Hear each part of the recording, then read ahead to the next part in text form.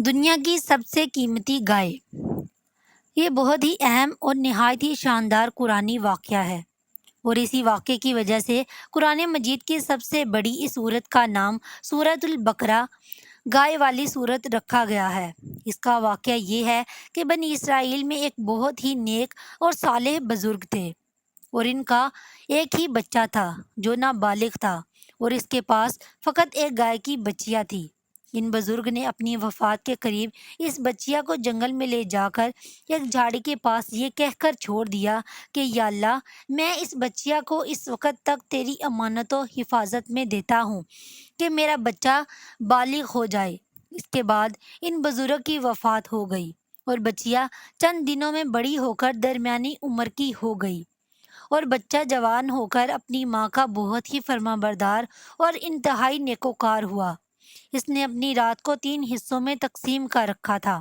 ایک حصے میں سوتا تھا، ایک حصے میں عبادت کرتا تھا، اور ایک حصے میں اپنی ماں کی خدمت کرتا تھا، اور روزانہ صبح کو جنگل سے لکڑیاں کاٹ کر لاتا اور ان کو فروخت کر کے 1/3 رقم صدقہ کر دیتا، اور 1/3 اپنی ذات پر خرچ کرتا، اور 1/3 رقم اپنی والدہ کو دے دیتا۔ ایک دن لڑکے کی ماں نے کہا، میرے پیارے بیٹے، تیری باپ نے میراث میں ایک بچیا چھوڑی تھی جس کو انہوں نے فلاں جھاڑی کے پاس جنگل میں خدا کی امانت میں سونپ دیا تھا۔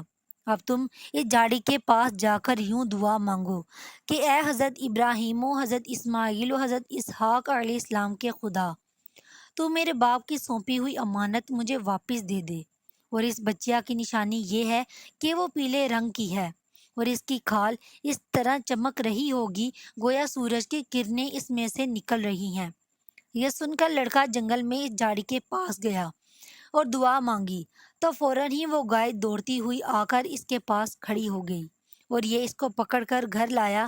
تو اس کی ماں نے کہا، بیٹا، تم اس گائے کو لے جا کر بازار میں 3 دینار میں فروخت کر ڈالو، لیکن کسی گاہک کو بغیر میرے مشورے کے مت دینا۔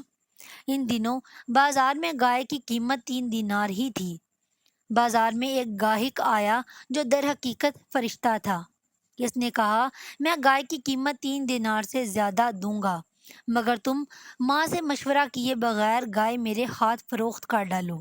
لڑکے نے کہا، تم ہوا کتنی بھی زیادہ قیمت دو، مگر میں اپنی ماں سے مشورہ کیے بغیر ہرگز اس گائے کو نہیں بیچوں گا۔ لڑکے نے سارا ماجرا بیان کیا تو ماں نے کہا، یہ گاہک شاید کوئی فرشتہ ہو، تو اے بیٹا، تم اس سے مشورہ کرو کہ ہم اس گائے کو ابھی فروخت کریں یا نہ کریں۔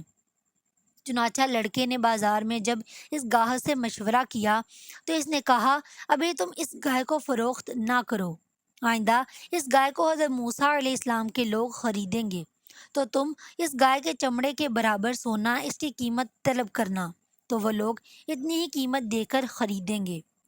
چنانچہ چند ہی دنوں کے بعد بنی اسرائیل کے ایک بہت مالدار آدمی جس کا نام عامیل تھا، اس کے چچا کے دونوں لڑکوں نے قتل کر دیا اور اس کی لاش کو ایک ویرانے میں ڈال دیا۔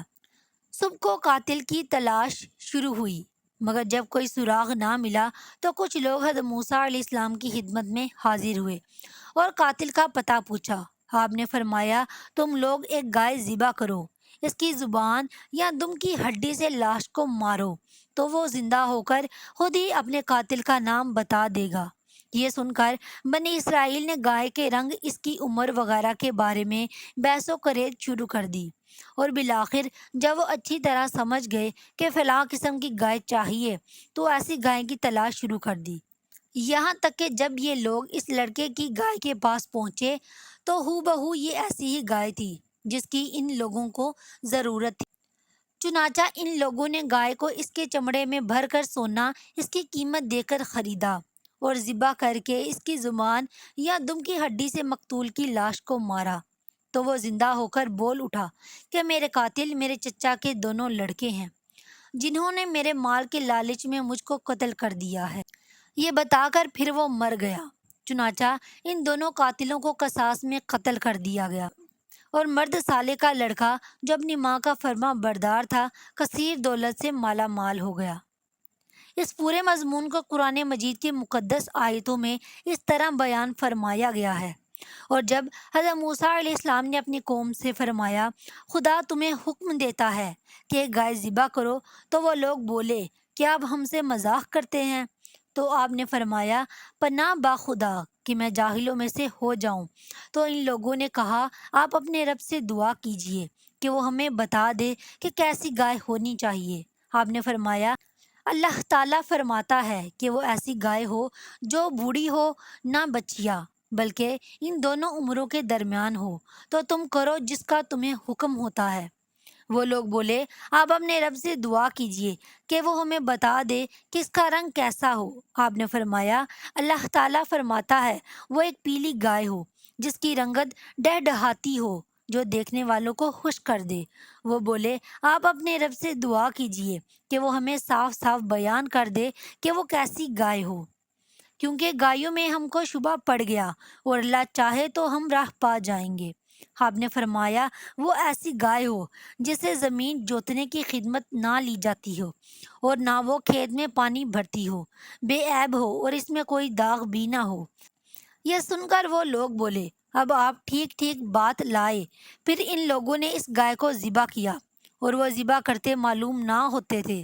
اور اے بنی اسرائیل، جب تم لوگوں نے ایک خون کیا اور ایک دوسرے پر اس کی تہمت ڈالنے لگے اور اللہ کو ظاہر کر دینا تھا جس کو تم چھپاتے ہو، اور پھر ہم نے ان لوگوں سے فرمایا تم لوگ مقتول کو اس گائے کے ایک ٹکڑے سے مارو، انہوں نے مارا تو وہ زندہ ہو گیا، اور اللہ اسی طرح مردوں کو زندہ فرمائے گا، اور وہ اپنی نشانیاں تم لوگوں کو دکھاتا ہے تاکہ تم لوگ اس بات کو سمجھ لو۔